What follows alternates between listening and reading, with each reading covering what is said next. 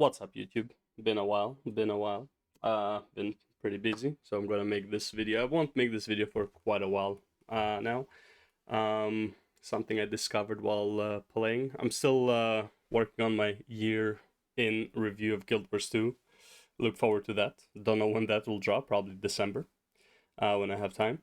But anyways, have you been, what would you say, demotivated or couldn't be bothered to craft your legendary back piece, your legendary ring, or even go around and, even though it's free, it would still take you a long time to get your legendary amulet? Well, I got good news for you.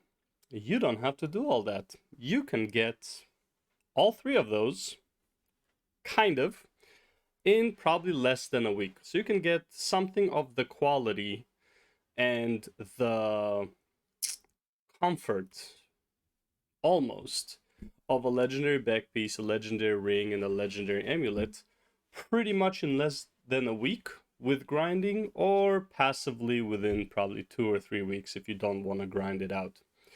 Now, I'm gonna show you this screen real quick. And there's a hint here. Let me just move. There's a hint right there about how to get it. But let's first talk about the problems that you would encounter with getting a legendary backpiece ring amulet, that to make it a bit clearer how much better this is. Okay, so legendary backpiece. To get legendary backpiece, you need to do a whole lot of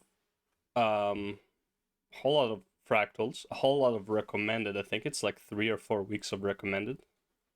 It's so you need 30 pages, so sorry, my bad. 10 days of recommended if you can do T3, T2, T1, and you would need a lot of the other stuff, which costs a lot of fractals. Basically, if you're doing T4s and all the recommended, it would still take you a few months just to get the materials plus the questing for the ad infinitum, right? Mystic clovers are a pain in the ass to get. Like, even trading in with the discounts, like 1500 fractals a week, and it's like you're gonna need to do a lot of fractals to get 1500s a week, okay?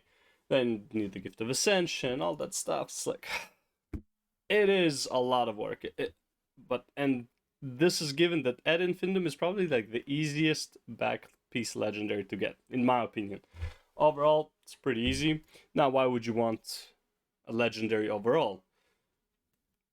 All characters have access to it. You can change your stats, and that's something we're gonna be really focusing on. You can change your stats at will, pretty much, right? That's a legendary.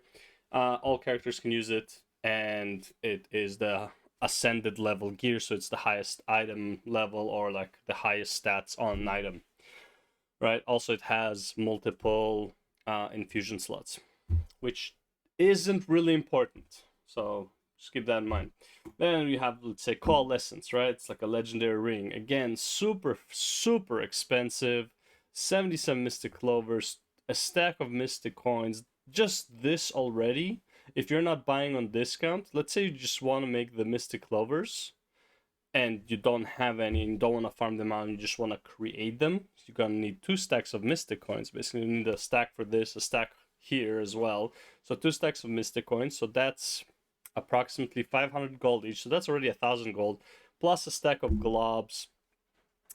It is a lot of money. Right, it's a lot of money, and I'm not even counting these guys. This is about, I want to say it's like 400 gold each, so that's 800 gold, 800 gold, something like that.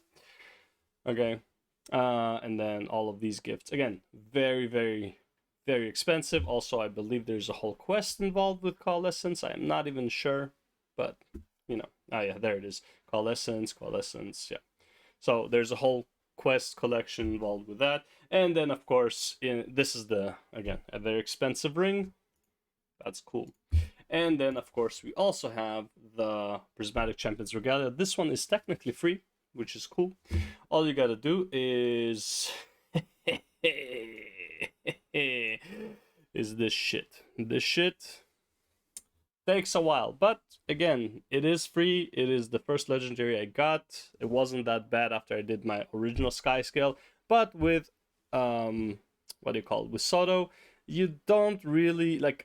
I'm assuming not a lot of people are gonna get the sky scale achievement the original way. They're gonna use the Soto way if you don't have it, and because they're gonna do that, they like the original sky scale achievement really helped you with getting this amulet. I believe now people are gonna start with like not even one return to achievement if they get their sky scale, because they will be doing the Soda one. And man, that would look like a lot of work. And what is a return to achievement, for example? It is a lot of different achievements that you need to do in the area that would give you, you know, some rewards, but for the most part, you're just doing it for the achievement. And now there's what, 24 of these or something like that. It's a lot. It is a lot, a lot of work. Some of these are harder than others. They have special events that like are on a very weird time. Some of them you will need a group to do as well. So yeah, very long to do. Now, let's say like this: if you were to get all three of these, I would say if you're like hammering it in, like you're just farming the shit out of it, you just want to get these done, doing everything in your power every day to get these three, I would say it would still take you probably 4 to 6 months. Yeah, give or take. Give or take a month. You can get something of equal value in less than 2 weeks with farming 2 to 4 weeks, maybe if you're doing it like completely passive, maybe then. But honestly, you can get one of these items pretty much within a day. All you have to do is have access to a certain map called Bloodstone Fen. Now, why Bloodstone Fen? Well, a lot of people are talking about this grind of winter berries. And this is a very similar grind, except that winter berries you can do on every character once a day, right? This one you can only do once a day per account, which kind of sucks, but you can do stuff around the map to get yourself more of the currency. And this NPC right here, he sells 3 different ascended pieces. Now, if you're like disappointed, give me a second. Let me explain. Now, what is ascended gear? Ascended gear you can trade between other characters at will, right? The only problem with ascended gear is that you couldn't change the stats on it. Lo and behold, the Bloodstone capacitor. This allows you to completely reset the stats on these 3 items, which means that this Blood Ruby backpack is technically a legendary as long as you have 100 magic, unbound magic. Okay, how cool is that? So basically, all you gotta do is farm out 200, 125, 100, whatever, Bloodstone, Blood Rubies. Okay, have the unbound magic, which again, pretty easy farm overall. There's plenty of bloodbound magic to farm. My favorite, honestly, is going to things like where is it? Things like Ember Bay, and I believe no, not Dracon's Moss. So, go to Ember Bay, get all of the stumps there. Okay, you can go to even not Bureau Marches, the Frontier, right? Bitterfrost Frontier. Grab all of the fresh winter berries, consume them. Each one of them is like 5 to 10 magic, unbound magic, I believe. You can get a lot of them, especially winter berries. You can get, I believe, like if you have 8 characters, I think you can get like 60 on each character, so about 480 a day times 5 right away. It's like you're gonna get like 2,500 unbound magic, and I believe actually more, right? I believe you can get a lot more, and the stumps from Ember Bay are I think like 20 unbound magic a pop or some shit like that. So You can get a lot of unbound magic. Unbound magic is really not an issue. Why don't I have unbound magic? Because I don't really need it anymore, right? I have a bunch of my ascended gear already anyways, and multiple characters that have ascended gear. This is not even the back piece. I have it on my necromancer, right? I have 2 rings across 2 characters. I don't need the amulet because I didn't know about this until I got the amulet. But yeah, basically, so all you're missing out on in terms of like, well, should I get a legendary or an ascended, is the convenience, the difference between a legendary back piece, for example, and an ascended blood back piece. Okay, the only difference is you can't just have multiple copies of it across characters, but it's not that hard to get another one, right? I don't think many people play that many characters that often that they would need a whole legendary back piece for all of their characters. So farm out one, give it to the main character you're playing on, maybe grab a few of these to have in your stash, in your inventory, maybe like 10, right? So that's another 1000 unbound magic. And if you want to switch builds, whatever, boom, just pop one in and make sure you take out your infusions if you have any. Pop one in, switch the stats, right? Again, is this the best thing ever compared to like a legendary? No, legendary is still a bit more convenient, but this is pretty damn close.